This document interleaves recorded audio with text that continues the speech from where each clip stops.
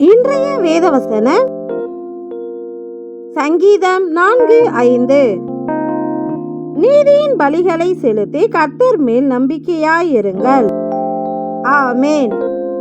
நாம் நம் தேவன் மேல் நம்பிக்கையாய் இருக்க வேண்டும்.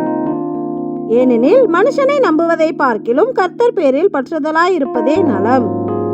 ஏனென்றால் அவனுடைய ஆவி பிரியும், அவன் தன் மண்ணுக்கு திரும்புவான், அந்நாளிலே அவன் யோசனைகள் அழிந்து போம் என்ற வார்த்தையின்படி மனுஷன் மரித்து மண்ணுக்கு திரும்பும் அந்நாளிலே அவனுடைய யோசனைகளும் அழிந்து போகும். எனவே நிரந்தரம் இல்லாத மனுஷனை நம்புவதை பார்க்கிலும் நேற்றும் இன்றும் என்றும் மாறாமல் இருக்கின்ற நம் தேவனை நம்புவது நலமான காரியம்.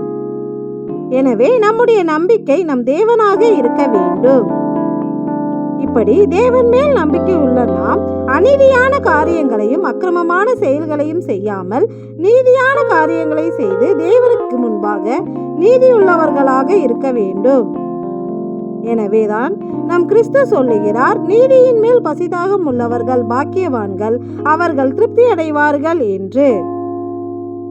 எனவே நாமும் அநீதியான காரியங்களை வெறுத்து நீதியை செய்து தேவன் மேல் நம்பிக்கை உள்ளவர்களாக வாழ்ந்தால் நம்முடைய வாழ்க்கையில் நாம் திருப்தியாக இருக்கலாம். ஆமென்.